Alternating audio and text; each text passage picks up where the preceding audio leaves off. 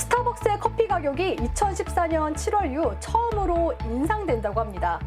장장 7년 6개월간 같은 가격을 유지해온 스타벅스가 왜 갑자기 커피값을 올리게 된 걸까요?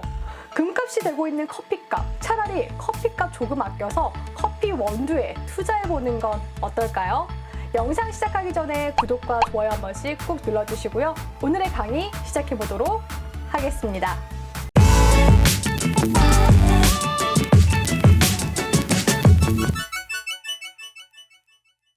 2000년대 초중반까지만 하더라도 스타벅스의 이미지는 그리 좋진 않았습니다.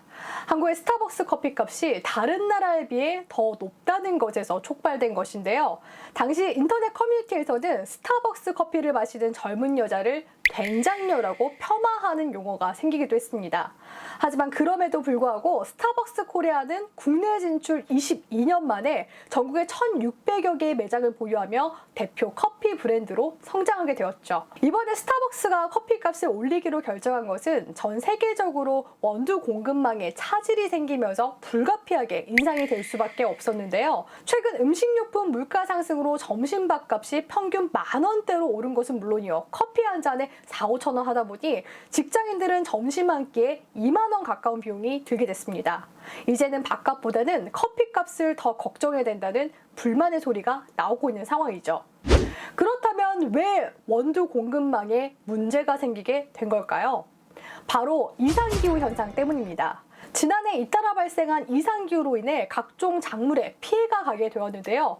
커피 원두 역시도 그중 하나였죠. 세계 최대 커피 생산국인 브라질은 이러한 이상기후로 인해 가장 큰 피해를 본 나라라고 볼 수가 있습니다. 작년 초 극심한 가뭄을 겪은 데다가 브라질의 평균 기온이 12도에서 22도인데 지난 7월에는 라니냐 영향으로 서리가 내리는 기현상까지 나타났다고 합니다. 참고로 냉해를 입은 커피나무는 재생이 불가능하기 때문에 새로운 묘목으로 대체되어야 한다고 하는데요. 대체된 새로운 묘목의 경우 3년이 되어야 커피 열매가 맺히기 때문에 기존에 준비해놓은 커피 묘목이 있다고 하더라도 향후 2년 정도는 지속적으로 커피값에 영향을 주게 됩니다. 세계 2위 생산국인 베트남 역시도 상황이 좋지 않은 건 마찬가지인데요. 베트남 역시 이상기후로 커피 생산량이 감소한 데다가 코로나 봉쇄 조치가 장기화되면서 물류 이동이 어려워졌습니다. 이로 인해 커피 원두 3월물 선물 가격은 최근 2개월 동안 큰 폭으로 오르게 되었는데요. 지난해 11월까지만 해도 파운드당 1,900달러 선이었던 커피 가격이 한 달 뒤인 12월에는 2,500달러까지 급등하기로 했습니다. 커피값 상승은 소비자에게는 악재지만 기업에서는 실적 상승의 요인이 되기 때문에 주가도 함께 올라가게 되는데요. 원가 상승분을 소비자가 지불하는 제품 가격에 전가할 가능성이 높기 때문에 기업은 반사이익으로 수혜를 보게 됩니다. 또 판매 가격 인상 이후 원가가 하락하게 되면 이익 모멘텀이 될 수 있죠. 밥값과 맞먹는 커피값, 차라리 커피값 한 잔 아껴서 커피 원두 주식에 투자해보는 건 어떨까요? 이번 영상에서는 커피 원두 관련 주식을 소개해드릴까 하는데요. 한국 주식과 미국 주식을 소개해드리도록 하겠습니다. 먼저 한국 주식부터 살펴볼까요? 첫 번째 종목은 보라티알입니다. 코스닥 상장사인 보라티알은 파스타, 리조또와 같은 이탈리아 요리에 필요한 다양한 식자재를 수입하는 회사인데요. 지난해 6월 보라티알은 중견 커피 프랜차이즈인 메가커피 지분을 100%로 인수하게 되었습니다.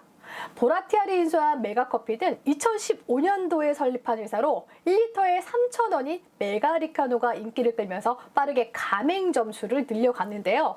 코로나 확산세로 테이크아웃 중심의 운영을 하면서 매출을 끌어올렸고요. 그로 인해 3년 만에 매출이 6배 이상 증가하기도 했습니다. 보라티알은 메가커피 인수로 메가커피의 원자재 수입과 유통과 물류창고 공유 등 시너지를 앞으로 기대해 볼 수가 있겠습니다. 다음은 한국 맥널티입니다. 한국 맥널티는 커피 생두부터 원두커피 가공 제품까지 커피와 관련된 전반적인 사업 전체를 영위하고 있는데요. 지난해에는 공장 증설을 위해 100억 원 규모의 전환사채 조달 자금 모두를 국내 해외 공장 설립에 투입하기도 했습니다. 특히 해외 공장은 중국 연태 지역에 세우기도 했는데요. 2019년 중국의 커피 시장 규모는 약 11조 규모로 최근 10년간 연평균 15% 이상 증가율을 기록해 왔습니다. 한국 맥널티가 중국 현지에서 생산 능력을 갖춰 중국의 커피 시장을 공략하려는 점에서 향후 해외 매출 성장을 기대해 볼 수가 있겠습니다. 다음은 미국 주식을 소개해 드리도록 하겠습니다. 첫 번째는 코르테바입니다. 코르테바는 전 세계 종자 시장을 독과점한 미국 업체인데요. 독일 제약사 바이엘에 인수된 몬산토, 중국 캠차이나에 인수된 신젠타와 더불어 글로벌 종자 시장 60% 이상을 점유하고 있습니다. 미국의 대두 시장 규모는 약 48조 원인데 지난해 코르테바는 미국 대두 시장의 30%를 점유한 것으로 추산되고 있습니다. 다음은 아처 데니얼 스미들랜드인데요. 미 시카고에 본사를 둔 대두 분쇄 및 가공 전문 업체입니다. 최근 대두 가격이 급등하면서 이 기업의 주가 역시도 상승세를 보이고 있는 중이기 때문에 미국 주식에 관심 있으신 분들은 관심 있게 보시면 좋을 것 같습니다. 그 외 대두 가공 및 수출업을 영위하는 번지와 브라질 회사 중 하나인 브라질 아그로가 있으니 참고하시길 바랄게요. 오늘은 급등하고 있는 커피값과 관련된 한국, 미국 주식들에 대해서 살펴봤는데요. 투자에 대한 관심은 실생활과 밀접한 관련이 있는 것부터 인사이트를 얻어보시는 것이 좋습니다. 각 기업에 대해 따로 공부해보시는 거 잊지 마시고요. 오늘의 영상은 여기까지 마치도록 하겠습니다. 영상이 유익하셨다면 구독과 좋아요와 함께 댓글도 많이 올려주시고요. 그럼 오늘도 가즈아!